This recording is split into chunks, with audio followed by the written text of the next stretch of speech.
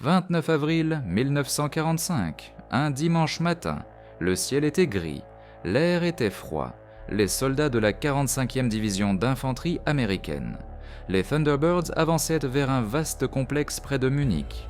Ils pensaient attaquer un dépôt de ravitaillement ou peut-être une usine. Ils n'avaient aucune idée qu'ils marchaient vers le cauchemar du siècle. Ils atteignirent une voie ferrée à l'extérieur du complexe. Il y avait un train arrêté là. 39 wagons à bestiaux, silencieux, immobiles. Les soldats s'approchèrent du train. Ils le sentirent avant de le voir. Un lieutenant jeta un coup d'œil à l'intérieur d'un des wagons et il hurla. À l'intérieur du train se trouvaient des corps, des milliers d'entre eux, des hommes, des femmes, des enfants, affamés, battus, empilés les uns sur les autres comme des ordures. Ils avaient été laissés là pour mourir de soif et d'exposition. Certains des corps portaient des marques de morsures parce que les vivants avaient essayé de manger les morts pour survivre.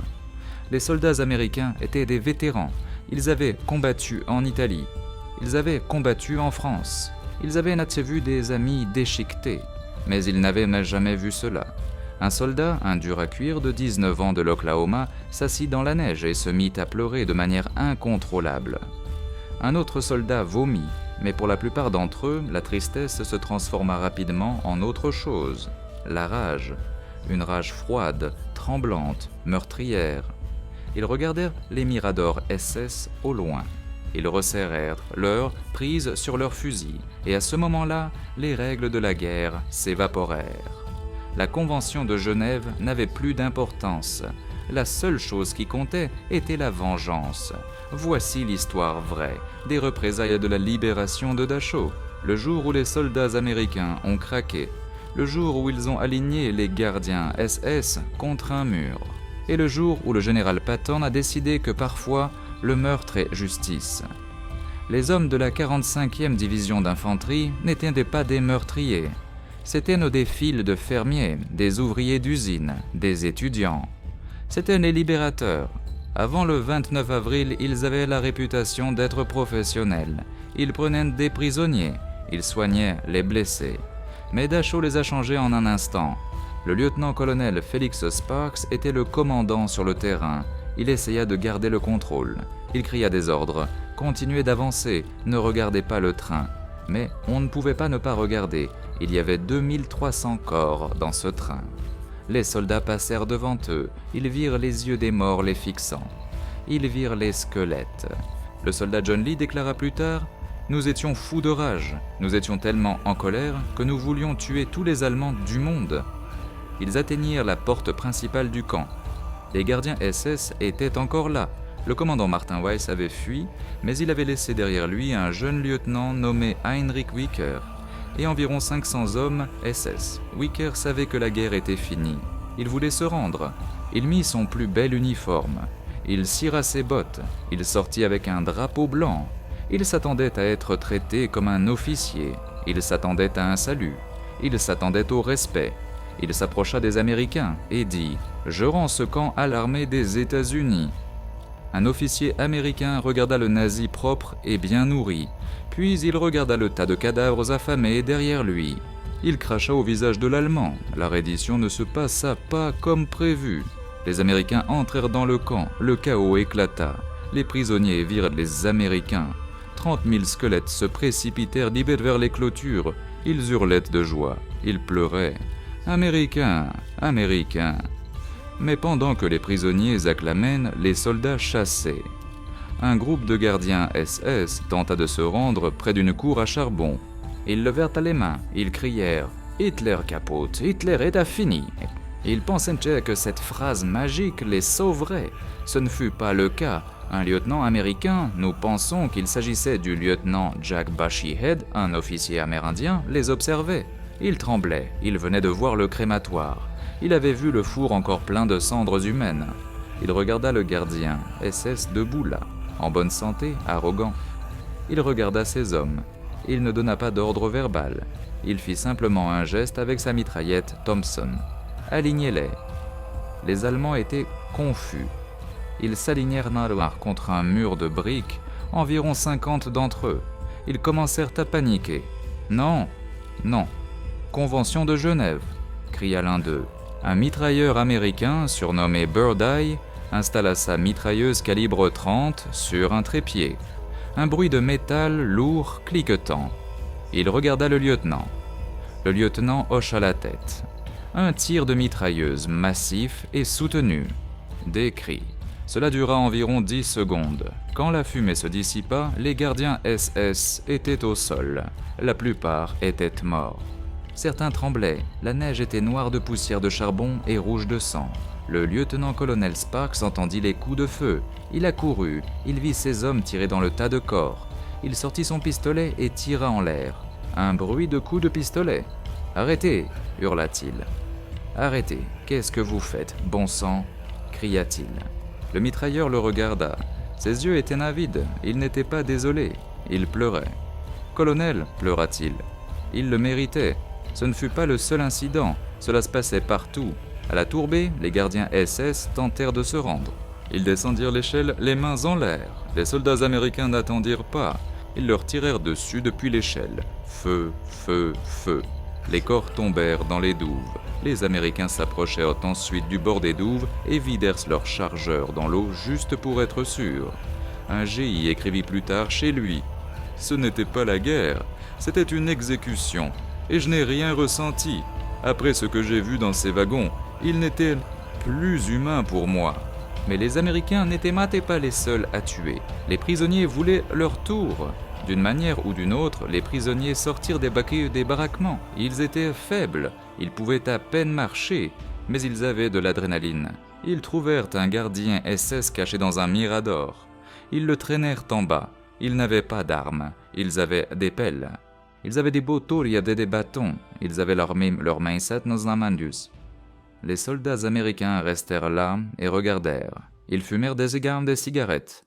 Un officier demanda « Devrions-nous les arrêter ?» Un sergent répondit « Non, laissez-les finir. » Les prisonniers battirent le gardien à mort. Ils le déchirèrent. C'était primitif, c'était sauvage, c'était la justice. Dans une autre partie du camp, les prisonniers trouvèrent un capot allemand, un prisonnier qui travaillait pour les nazis et battait d'autres prisonniers. Ils le noyèrent dit dans des latrines. Pendant 1 heure, Dachau fut une zone sans loi.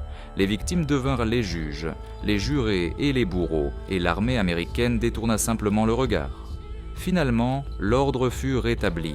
Le lieutenant-colonel Sparks arrêta les tueries, et il enferma les Allemands survivants pour les sauver de ses propres hommes. Mais le secret ne pouvait pas être gardé éternellement. Des photos avaient été prises, des photos de soldats américains debout au-dessus de tas d'Allemands exécutés, des photos du massacre de la cour à charbon. Quelques jours plus tard, une équipe d'enquête arriva dirigée par le lieutenant-colonel Joseph Whittaker. Ils interrogèrent les soldats, ils collectèrent des photos. Ils rédigèrent un rapport. Enquête sur les allégations de mauvais traitements infligés aux gardiens allemands à Dachau. Le rapport était accablant. Il concluait que les troupes américaines avaient violé le droit international. Il recommandait des cours martiales. Il recommandait que les héros de Dachau soient traités comme des criminels. Le rapport fut transmis à la chaîne de commandement. Il atterrit sur le bureau du général George S. Patton. Patton lut le rapport. Il regarda les photos des gardiens SS morts. Il regarda les photos du train de la mort. Patton était un disciplinaire strict. Il punissait habituellement les soldats pour avoir des bottes non cirées. Mais ceci était différent. Patton savait ce que ces hommes avaient vu. Il savait que les SS étaient des monstres. Il appelait les SS la lie de la terre. Il convoqua l'officier enquêteur. Il brandit le rapport. « Qu'est-ce que c'est que ces ordures ?» L'officier dit « Monsieur, ce sont des preuves de crimes de guerre. » Patton jeta le rapport sur son bureau. « Des crimes de guerre. Vous entrez dans un endroit comme ça, vous voyez 2000 corps morts dans un train et vous vous attendez à ce que mes gars suivent le règlement? Certainement pas. » Patton aurait dit « Ces hommes étaient bouleversés. Ils avaient les doigts nerveux sur la gâchette. Ça arrive à la guerre. » Puis il fit quelque chose de légendaire. Il ne signa pas les papiers de cour martiale. Il prit le rapport et il le brûla. Ou selon certaines sources, il ordonna qu'il soit enterré dans le dossier top secret, le plus profond des archives, pour ne jamais être ouvert. Il dit à son état-major « Il n'y aura pas de procès, les SS ont eu ce qu'ils méritaient. rompez. Eisenhower, le commandant suprême, était d'accord. Il vit les photos du train de la mort. Il réalisa que mettre en procès des héros américains pour avoir tué des monstres nazis détruirait le moral. Alors, l'ordre tomba. Étouffer l'enquête. Les charges furent abandonnées. Le lieutenant Jack Bushyhead, qui avait ordonné la fusillade, rentra chez lui en Oklahoma. Il n'en parle jamais. Il mourut en 1977, un héros silencieux avec un sombre secret. Les représailles de Dachau restent un sujet controversé aujourd'hui. Les néo-nazis l'utilisent pour dire « Regardez, les Américains étaient mauvais aussi ».